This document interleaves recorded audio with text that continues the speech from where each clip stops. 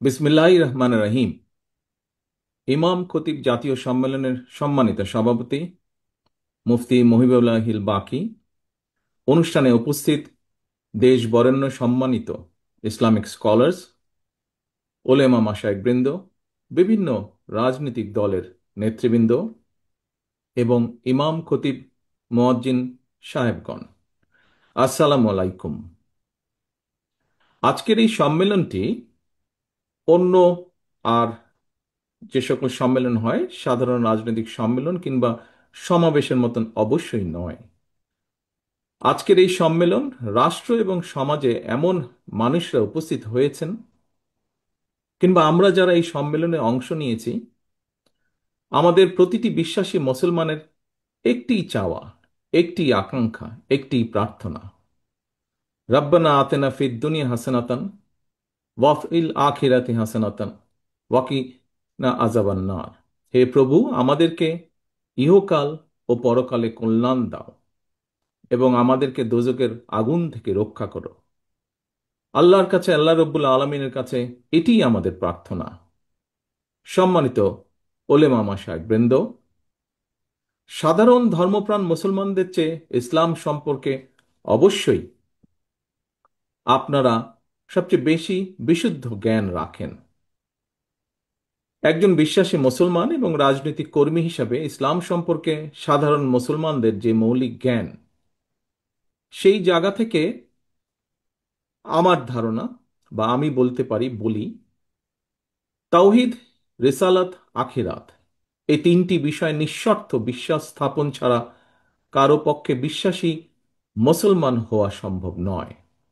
আর প্রতিটি বিশ্বাসী মুসলমানের জন্য কালেমা, নামাজ, রোজা, হজ, জাকাত, ইসলামের এই পাঁচটি মূলনীতি অবশ্যই পালনীয়। এর কোনো বিকল্প নেই। আমরা দেখতে পাই ইসলামের এই পাঁচটি বিষয়ে কিন্তু বিশ্ব মুসলিম উম্মার মধ্যে কোনো বিরোধ নেই, বরং সবার চূড়ান্ত ঐক্য রয়েছে।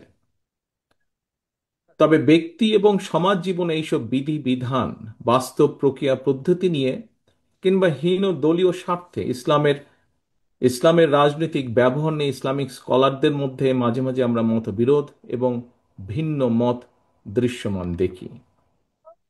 একটি রাজনৈতিক দল হিসাবে বিএনপি মনে করে আল্লাহর উপরে পূর্ণ আস্থা ও বিশ্বাস এবং মহানবীর শান এবং মান সমুন্নত রেখে ইসলাম নিয়ে গবেষণায় নিঃসন্দেহে কোনো বাধা নেই।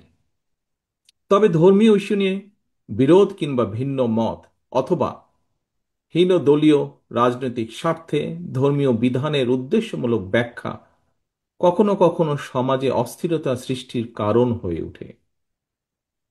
সম্মানিত উপস্থিতিবৃন্দ, এক্ষেত্রে ইসলামী মূল্যবোধে বিশ্বাসী একটি রাজনৈতিক দল হিসাবে বিএনপি মনে করে ইসলামের বিধি বিধান নিয়ে মতবিরোধ বা ভিন্নমত যাতে রাষ্ট্র এবং সমাজে ফিতনা সৃষ্টি কিংবা বিশ্বাসী সাধারণ মুসলমানদের মধ্যে অনৈক্যের সৃষ্টির কারণ না হয়, এ বিষয়ে নিশ্চিত করতে নেতৃস্থানীয় ওলেমা মাশায়েখ, ইমাম খতিবগণ যোগ্য, উল্লেখযোগ্য ভূমিকা রাখতে পারেন।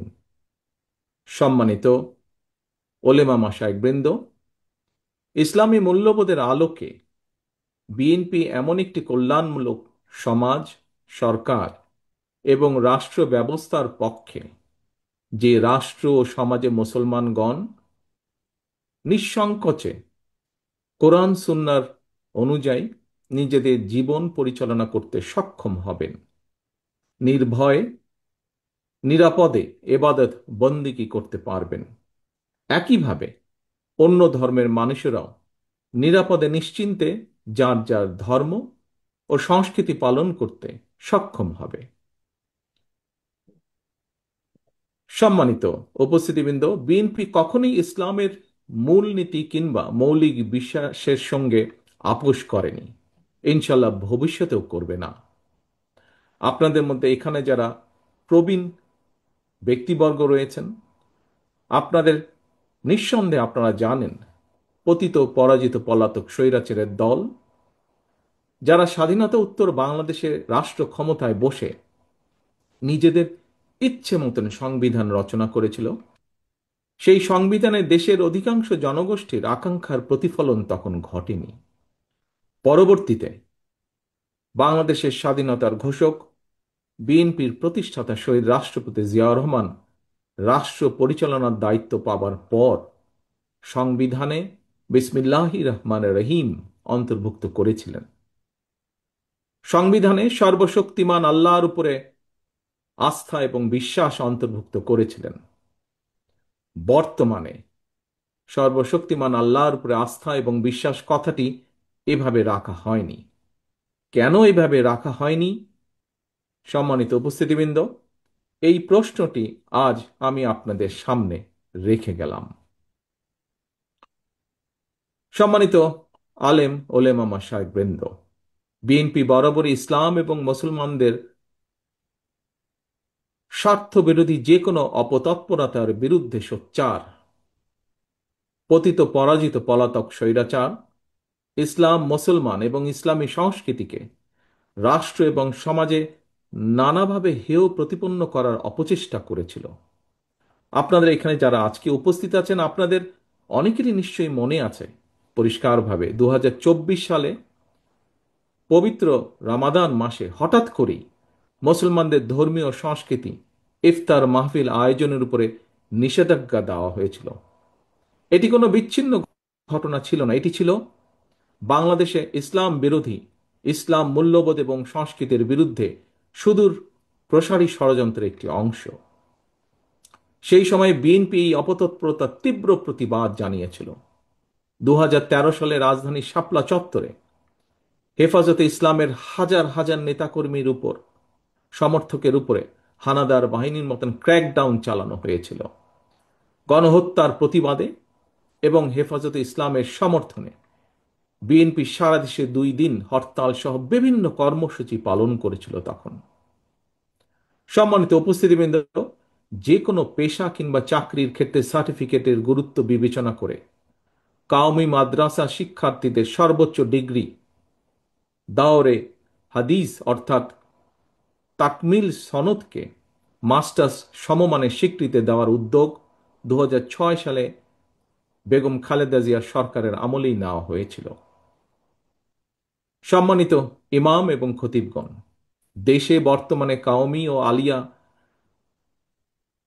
সরকারি, বেসরকারি কিংবা নিবন্ধিত বা অনিবন্ধিত সব মিলিয়ে বিভিন্ন পর্যায়ের 50,000-এরও বেশি মাদ্রাসা রয়েছে। এসব মাদ্রাসায় লক্ষ লক্ষ শিক্ষার্থী পড়াশোনা করছেন। দেশের সরকারি কিংবা বেসরকারি ব্যবস্থাপনায় সারা দেশে সব মিলিয়ে মসজিদের সংখ্যা প্রায় 3.5 লক্ষ বা তারও কিছু বেশি হতে পারে। এই মসজিদগুলোতে কম বেশি প্রায় 17 লক্ষ ইমাম, খতিব, মুয়াজ্জিন ধর্মীয় দায়িত্ব পালন করছেন।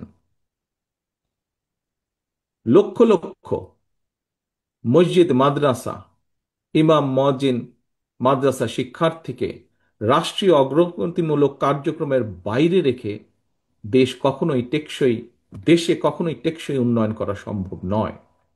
এবং এই বাস্তবতা থেকে বিএনপি আগামী দিনের কর্মসূচিতে এ ব্যাপারে সুনির্দিষ্ট কর্মপরিকল্পনা গ্রহণ করেছে।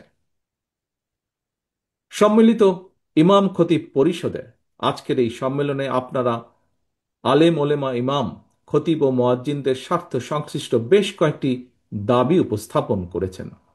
আপনাদের উপস্থাপিত দাবিগুলোর বেশ কয়েকটি দাবি অগ্রাধিকার ভিত্তিতে পূরণ করার সব রকম সুযোগ রয়েছে বলে আমি মনে করি। আপনারা ইমাম, খতিব, মুয়াজ্জিনদের জন্য সার্ভিস রুল প্রণয়নের দাবি জানিয়েছেন। আপনাদের এই দাবিটি অত্যন্ত যৌক্তিক।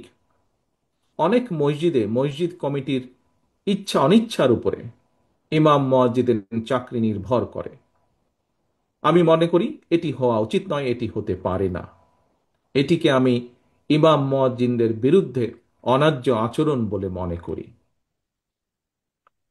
ইনশাল্লাহ আল্লাহর রহমতে বিএনপি রাষ্ট্র পরিচালনার সুযোগ পেলে সার্ভিস রুল প্রণয়নের ব্যাপারে অগ্রাধিকার ভিত্তিতে বাস্তবায়নের উদ্যোগ বিএনপি সরকার গ্রহণ করবে ইনশাল্লাহ। উপস্থাপিত অন্যান্য দাবিগুলো বাস্তবায়নের জন্য কার্যকর উদ্যোগ বিএনপি সরকার ইনশাআল্লাহ গ্রহণ করবে। তবে সম্মানিত উপস্থিতিবৃন্দ, প্রতিটি দাবি বাস্তবায়নের ক্ষেত্রে সংশ্লিষ্ট ব্যক্তির যোগ্যতা এবং অভিজ্ঞতা নির্ধারণ করে আপনারা নিজেদের উদ্যোগে এক বা একাধিক কমিটি গঠন করে প্রতিটি দাবির বিপরীতে সুনির্দিষ্ট সুপারিশ তৈরি যাতে করতে পারেন তার জন্য তৈরি করে যদি আমাদেরকে দেন, তার জন্য আপনাদের প্রতি বিনীত আহ্বান জানাই। সম্মানিত ইমাম এবং খতিব সাহেবগণ, বিএনপি বিশ্বাস করে সারা দেশে ইমাম, খতিব, মুয়াজ্জিনগণ প্রত্যেকেই এক একজন সমাজ সংস্কারকের ভূমিকায় অবতীর্ণ। নানা সীমাবদ্ধতার মধ্যেও আপনারা মানুষের নৈতিক এবং আত্মিক শুদ্ধির জন্য নিজেদের সময় ব্যয় করেছেন বা করছেন।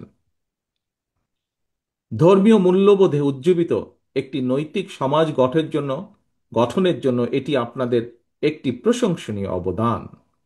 সুতরাং বিএনপি মনে করে সমাজ সংস্কারকের ভূমিকা পালনকারী ইমাম, খতিব, মুয়াজ্জিনগণ যারা আর্থিকভাবে পিছিয়ে রয়েছেন তাদেরকে অবশ্যই প্রয়োজনীয় আর্থিক সহায়তা প্রদান রাষ্ট্রের দায়িত্ব।